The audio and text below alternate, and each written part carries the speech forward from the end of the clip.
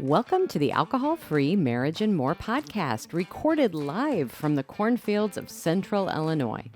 We're all about thriving marriages and living free from alcohol. Welcome to episode 104 for April 28th, 2025. Well, hello there, children. Welcome back to Alcohol-Free Marriage and More podcast, episode 104. I'm Matt, along with your always lovely Coach Amy. How are you, my love? Coach Matt? Yes. I'm doing great. You're doing great. I almost choked right there. It was almost... Did I surprise you that I was going to talk to you?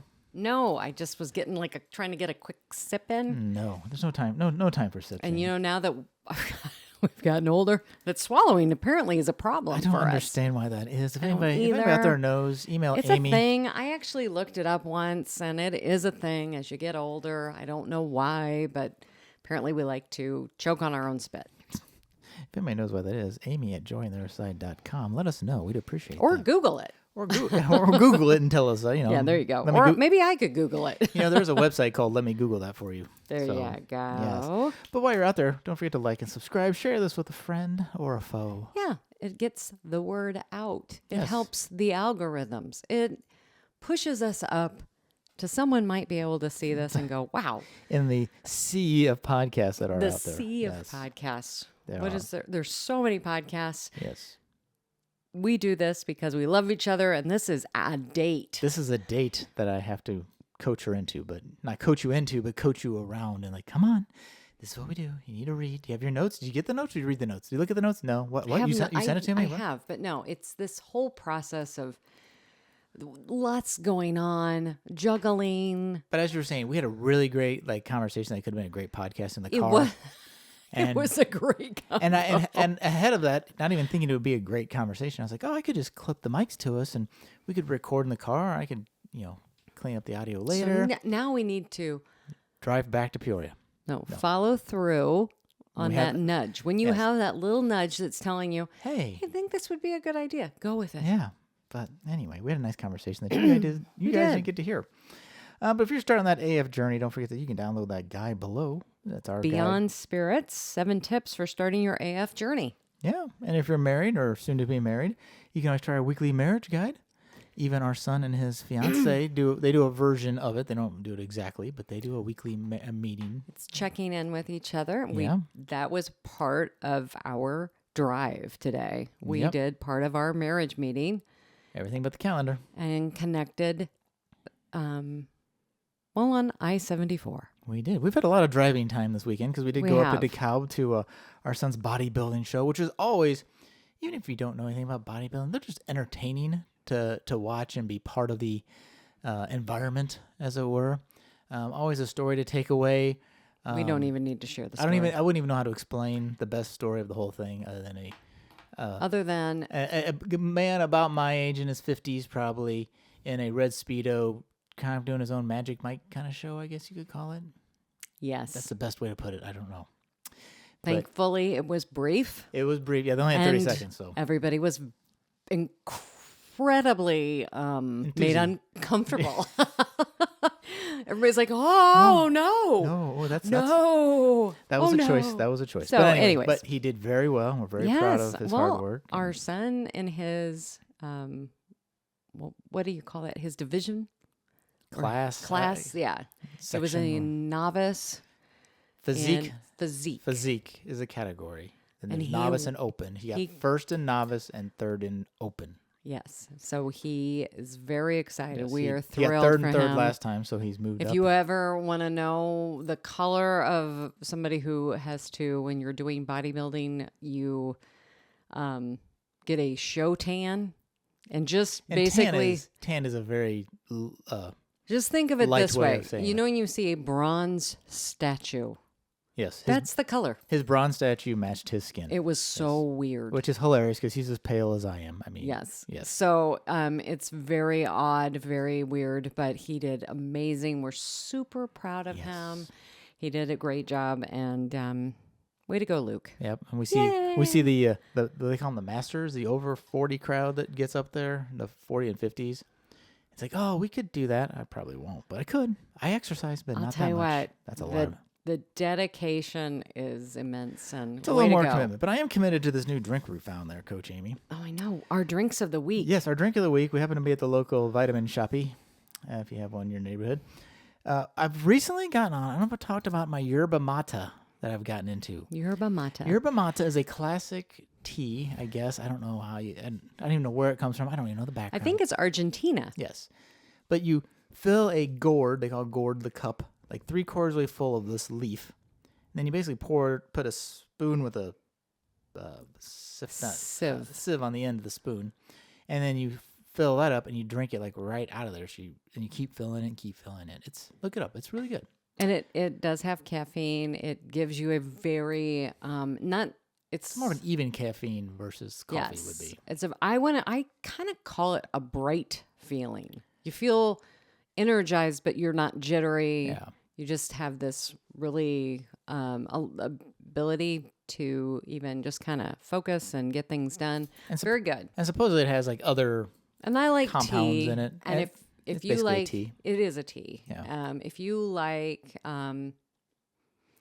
tea, green tea, I think you would probably like this. It's strong when you first start because apparently you fill this gourd up and you're going to continue to add water to that, not over multiple hours. Yes. Yeah. So it's really strong at the beginning and then it lessens. Yes. But the challenge one of our friends in our small group, they're like, if you need to do this. No, I walked by, I go, Greg, why do you have a cup full of grass on your counter? Because that's yerba mate. And then here we are. But the downside of traditional yerba mate is it's not terribly portable. Because you have to have your hot water within the cup. Now we have Tuesdays and Thursdays. Yes, it's a better like kind of at your desk kind of drink. But we found this at the local, as I mentioned, the vitamin shoppy, or as my series says, the vitamin shop. It's Sir Inkwell's adaptogen yerba mate. Mine is the blood orange. Yours is which one? And mine is the wild berry and pomegranate. And I think they have a lemon something version. There's three versions. Ashwagandha. Yes, there's it's adaptogen. So you have ashwagandha, ginseng, and reishi. Yes. And there's a little more sugar. A lot of the drinks we talk about don't have a lot of sugar. These are 16 ounces. Probably more sugar than I would opt for. 14 grams in this and 15 in yours, I think. But for 16, still pretty low. And this is a caffeinated drink, so I have to drink this before noon. Yes, 150 milligrams of caffeine, so definitely. So I have to drink this before noon. This would not be something that I'm going to say, hey, let's have this as my mocktail. Yep. And if you really like it, you can buy it on Amazon by the 12-pack. I found it then at our vitamin shoppy. We'll sell a 12-pack, and they happen to be on clearance right now, kids. Half price for a 12-pack of them. So if it's on clearance, does that mean I'm not going to be able to get it at Vitamin Shoppy? I don't know. It may just be a sale. I don't know what that means. I don't know. If it says clearance. It means rush out and try it, and if you like it, buy the 12-pack at half price because that's a really good value. Yeah. And then, as often happens with us, then it will be gone. Probably. But if traditional yerba mate is very inexpensive. I mean, the startup cost was pretty low. The cup, I think, was almost more than the yerba. So. Oh, yeah. And just a little FYI, it looks like the stuff you would put down as bedding for a hamster cage. That's exactly what it looks like. Kind of smells like it, too. And you're like, oh, we're drinking hamster it doesn't grass. It's not bad. It's just a unique smell. If you could, you mix a little in there, what that would do with the little hamster and mice. They get all jacked up on caffeine, probably. Yeah, there you go. All right, Coach Amy, I found a little booze news this week because one of your favorite topics to bring up uncomfortably on the podcast is sober sex. Why does that make me uncomfortable? I don't know. Maybe it makes somebody uncomfortable. Don't be uncomfortable with it. I found a survey about sober sex. Let's talk about this, Matt. Well, let's talk about 1 in 3 Americans admitted they lean on substances to boost sexual confidence. In fact, 12% said they only have sex with their partner when they are drunk. Americans are twice as likely as Brits to need a drink just to find their partner attractive. Wow, that is sad. I'm like, I understand to loosen you up, to kind of get in the mood, but to find them attractive in the first place, I'm like, ooh, you might need to reconsider. That is sad. Yeah. But sober intimacy, Amy, is picking up serious momentum. Serious momentum, 43 people. 43% of Brits and 33% of Americans said sober sex deepened their emotional connection with a partner. Duh. And nearly half reported having more intense orgasms when sober, a phenomenon some are now calling a sobergasm. Do we have to name everything, people? Do we have to name everything? But there you go. But that's a thing. I think that is really, let's just talk about that. That is so stupid. Sobergasm? That is so absolutely dumb. Yes. You and your partner were literally made. What does that mean? It's like a drunkgasm if you're drunk? Yeah. So are we going to, highgasm? So why does orgasm have to, is it a drunkgasm? Exactly. That's my point. I mean. Yes. But Amy, it's not all effortless soul gazing. It's a staring at my soul. 16% admitted they felt more self-conscious sober, stressing about body image, performance, or just the awkwardness that alcohol usually eases, which I would agree with that. The whole, like, if you've been with your partner for a while and normally had a libation or two. I was terrified. And then Matt, I literally remember like that, like, okay, now I'm not drinking. Okay, the first thoughts that come up in your head is like, okay, well, how am I going to do this? Like, just like, how am I not going to drink? And then the next thing is, how am I going to have sex without having a glass of wine to loosen the mood, loosen me up, put me in the mood? What are we going to do here? And I just want to let you know that it all works. Me or the listener, I've been there, so I'm aware of how it went. And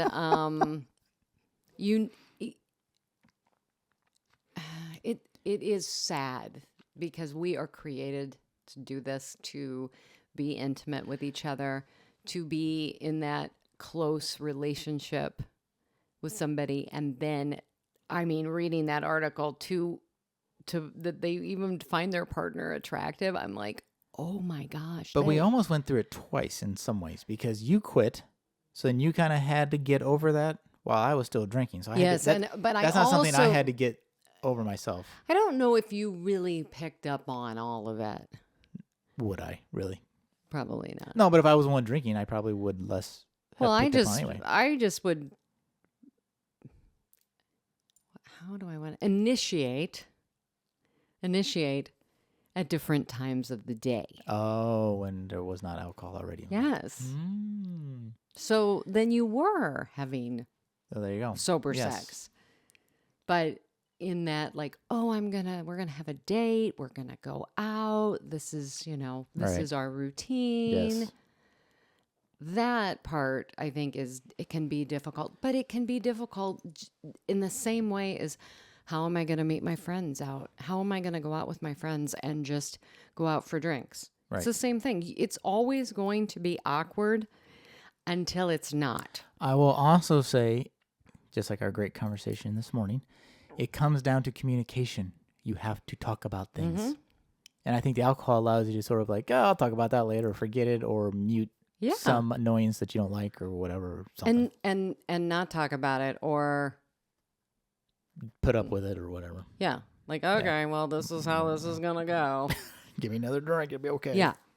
But Amy, we, Gen Xers, and the boomers are leading the way in sober sex, while millennials are a little slower to catch on. But Americans overall. I think that is just their age, because the older you get, honestly, a lot of people, I think a lot of people then start going, I also think women, we come into our own as we get older, obviously. And then we get to a point where we're like, you know what? By God, I am going to ask for what I want. You've always asked for what you want. So. No, I haven't. In all ways, shapes, and forms. But Americans were 44% more likely than those Brits to consider themselves part of the sober sex movement. Man, I am so excited. We are on point, Matt. Let's see. We are trending, Amy. We are trending. You and I, we're ahead of the game, or I think we were kind of midway on the game, jumping on the sober train. And now, we're leading the way in this sober orgasmic. No, sobergasmic. Sobergasmic. Let's move on. Do we need to put a little? No, there's nothing. Well, I know, but like, at the beginning, like, if your kids are going to be maybe not be listening to this, if you don't want to have to explain with a sobergasm, I think they'll get the point. Yeah. Yes. Let's say, yeah. Okay, Amy, this is your part of the notes that I let you just do things with. So I don't even know where you're in the driver's seat now. Let's see what happens, kids, when Coach Amy is driving. Well, I wanted to talk about first up. I lead a group program called Choose Freedom that one of our past interviewees, yes, Roseanne Forte, she's actually written the book called The Plans He Has for Me. Yes. And it is a 12-week devotional to quit drinking. But the Choose Freedom program works in conjunction with that. And it takes 12, I'm going to read this correctly. 12 biblical core concepts designed to be impactful it's the program that we're going to incorporate it all together. And so I'm starting this new program. I just started it this last week. And the way it works is anybody can join at any point of the 12 weeks because the core concepts. So it's a rolling 12 weeks. It's a rolling 12 weeks. You don't have to take the course in a sequence. But you have to take it in its entirety. You do. So you take 12 some weeks, people will be starting, like this right. group is starting on core concept 8. Right. And then we will go up to 12, and then we start over at 1. And then next week, people will be starting at 9. And as we're going through this, people are going to be able to join, create community, and it brings in faith, neuroscience, and kind of smashes it together. Right. And I don't know. I'm really excited about it. I think I've been coaching in around this program for a year. And it is more of has more of a small group feel to it.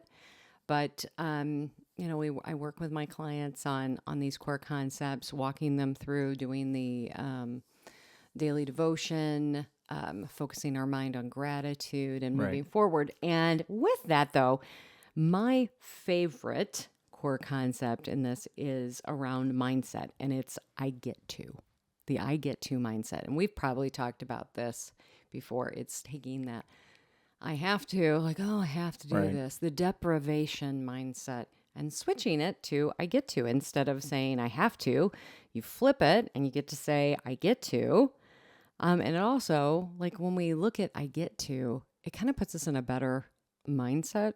Yeah, you're not negative about it. Exactly. So every time we're looking at a task or a responsibility or something like that, we have to turn it around instead of saying, I have to do this with my kids or I have to take the dog on a walk. No, I get to take the dog on the walk. I get to move forward in whatever I'm working on. Right. So that is one of the things. I get to wake up hangover free. I get to. Right. Now I love to take that. I never ever have to have a hangover again. Right. And I love that, yes. But that whole I get to. I get to face challenges.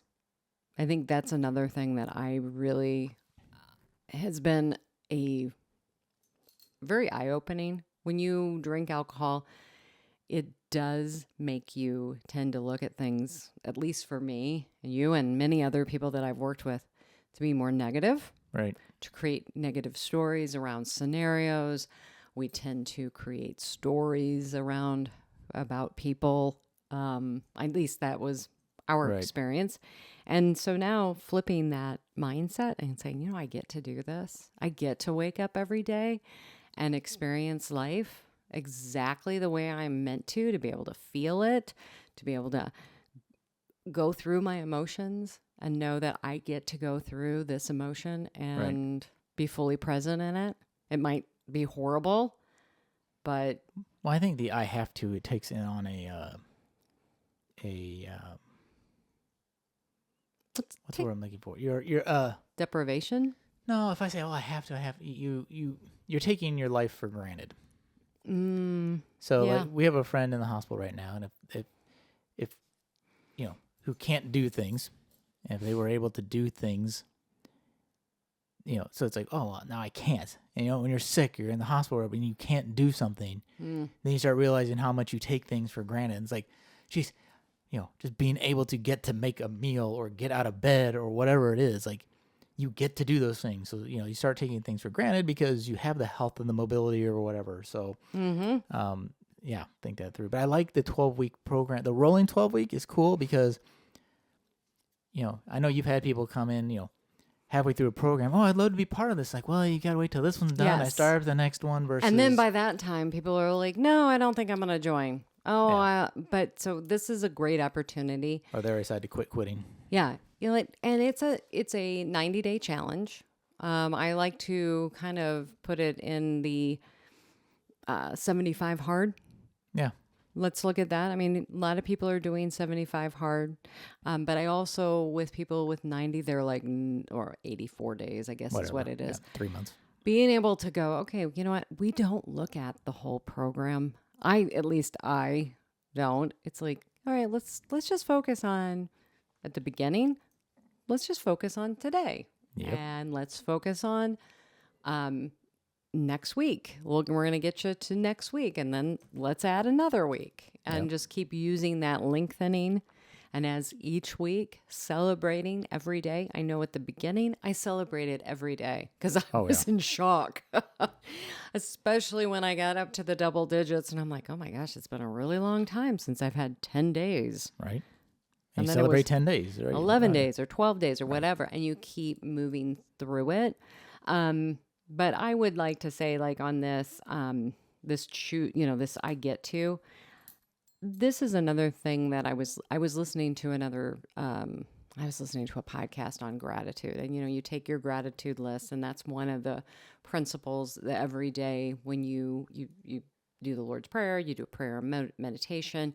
I incorporate in my breath work into it, but doing that gratitude piece.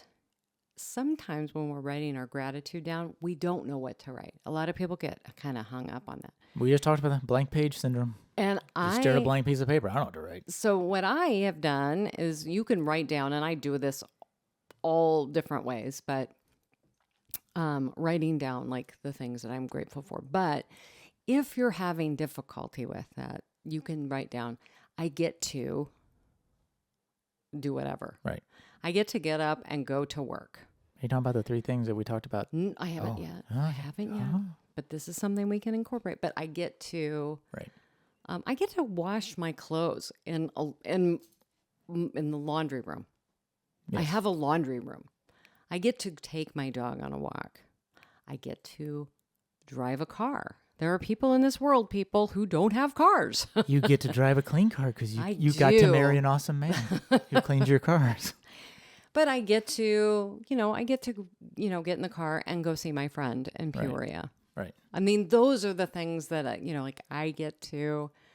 Go support your children at their events. Exactly. Yeah. So it's changing and putting this all in perspective.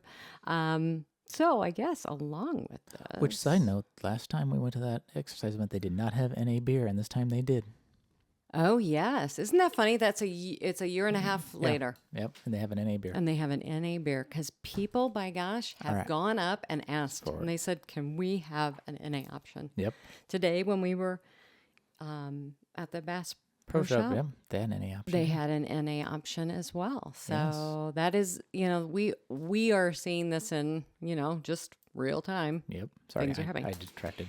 Well, do you want me to do those 3 questions? Yes, I like them. Okay. Because like I said, I don't journal that much. I probably should, but I also am like, let's open a blank piece of paper and just start writing. I'm like, I don't know. So if nothing else, these are 3 good kickstart ideas. Well, and journaling is proven, to help you develop a better mindset, plus just have like purpose in your life. And then also that you can sit there and look at like, oh, this is what I wrote, a week, a month, a year ago. Right.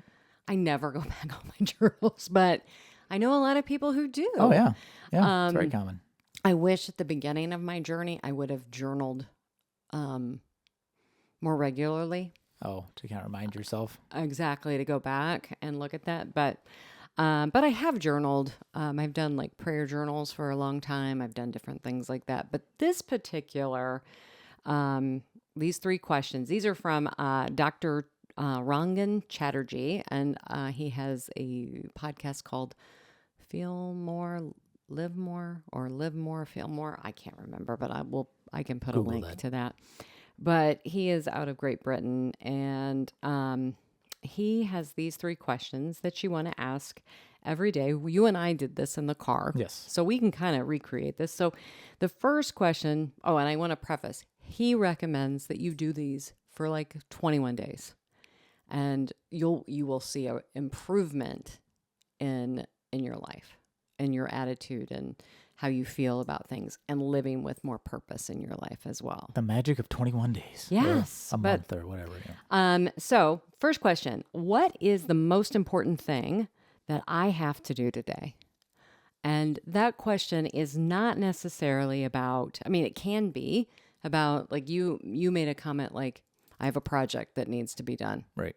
And that absolutely can be the most important thing that you need to get done. However, a lot of times what this could be is the most important thing I have to do today and yesterday when I did this was to be fully present with the people I'm with and to take interest in them. Yeah. So it can be more of an emotional, spiritual thing, or it can be an actual physical thing you have to do. Mm-hmm. Yeah.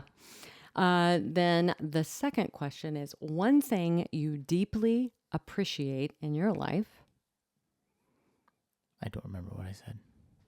Of course you said me. Did I? I don't. No, you did not. Not that I don't appreciate you. I just don't think that was my answer. You actually said health. Oh, yeah. Health. I think it's because we were going over to see a friend in the hospital. I was like, it's like, appreciating our health, appreciating the fact that we are doing things to get ourselves healthy, to stay healthy. Yes. So I think that is like I think I said faith right now. Yeah. But it could be the weather. It could be yes, your house. It could be your job. It could be whatever. Yeah. Yep. And then the third question is, what quality do I want to show the world today?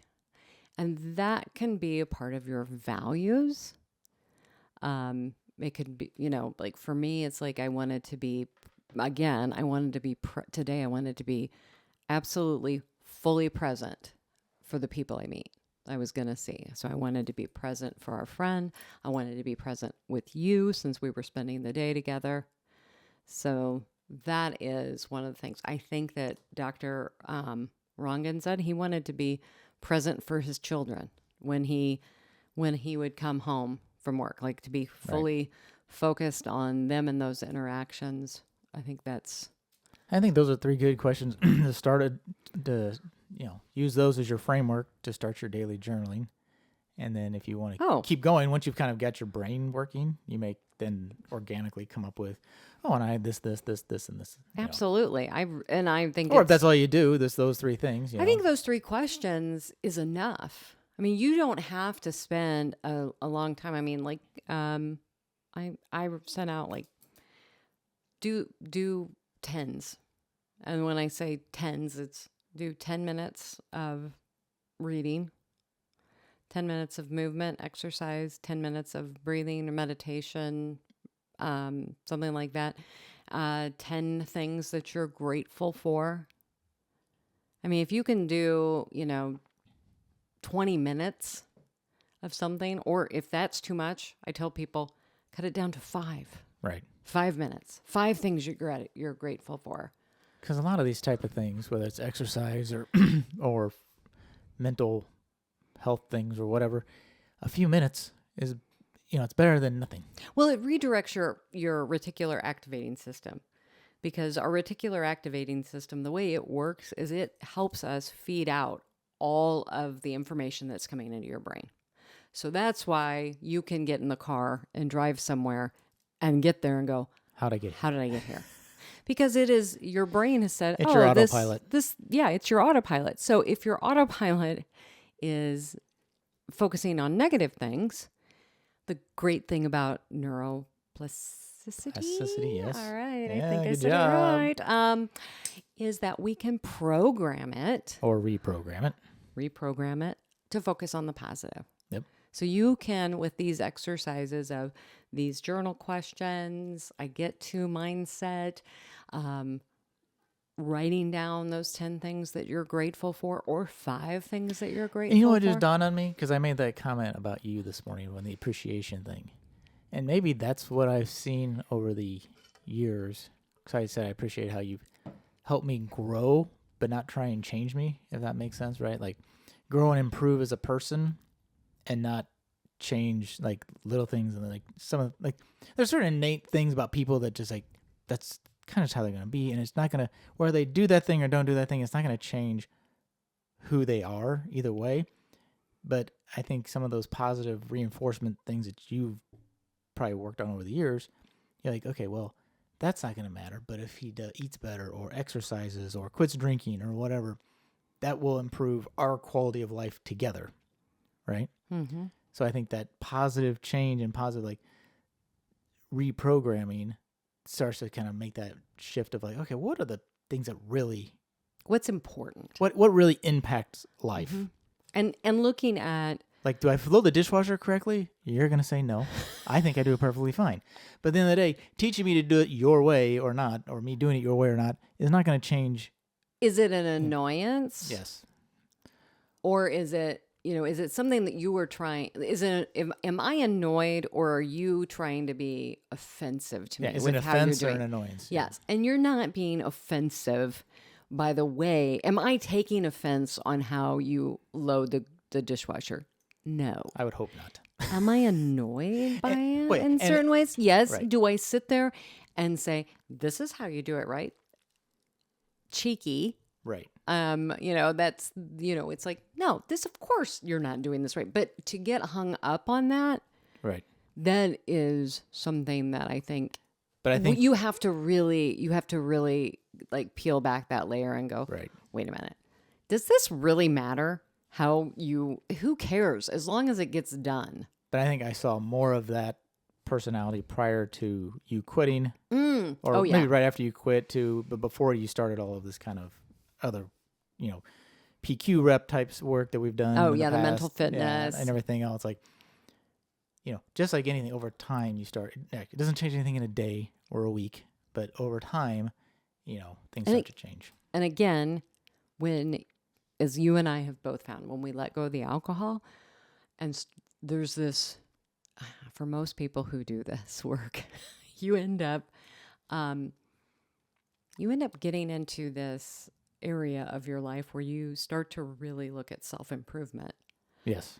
Where I think a lot, some people are just always about self-improvement. I mean, they're like, right, yes, this is how I want to be. I want to be efficient, all this. But then there's other people, and I would say that I think I was kind of both a little bit, but I think I was not. I think I did a lot of, I want to do this. I want to. Let me read this book or buy the book. That's the best. Let's buy the book and put it on the shelf. And yes, I will glean that information. I will look like I'm smart. But when I let go of the alcohol, all of a sudden it was like I had that free time. It's like, I'm going to listen up. I'm going to really dig into the health and wellness. Right. I mean, I had, but not to the extent that I am now. And I think, as we talked before, that once you feel better from not drinking, then you start looking for other ways to feel better in your life. It's like, how can I improve my relationships? How can I improve other parts of my health? Like, if that makes me feel better, what if I start drinking more water or whatever? Well, because you have to peel back those layers. Right. And when you peel back the layer of why you're drinking. And take up the hazy drinking glasses. Yes. And then you're like, here I am, basically naked. And you're like, okay, now what? What do I have to work on? Like, okay, you know what? I have... you can't have a drink and just pretend it I have self-esteem issues, or I had. Right. I had issues in confidence around myself and what I want. I was a people pleaser. And the last 5 years, we have evolved into recognizing, this is why I was doing that. Right. And I start working and getting clearer on those things. It's just been, I don't know. It's It gives you so much clarity around all of it. It does. I think he is cutting me off, people. Every podcast has a limit, Amy. If you talk about everything now, what will we talk about next time? I know, next week. I can't wait to talk about next week. Oh, I know. We have a great interview We do have a great interview. Yes, we held that away from you on purpose. Yes, and she's going to be with us, and it's Kristen. And Kristen, I have to look, Horstman. Horstman, yes. And she is a coach as well, and I cannot wait. She's part of the Sober in the City group and part of the event going on in Phoenix, or Scottsdale, excuse me. Yes, and we are going to her. She is the founder of Brighten Your Life Coaching. She is a gray area drinking coach and a health coach. So it's a great interview. I cannot wait for you to hear it. Yes, and she even helps enforce and talk about gray area drinking and everything. So, we will be digging a little deeper next week. We will. Until next week, kids, I am Matt, along with Coach Amy, wishing you peace and love from the cornfields. And we are out.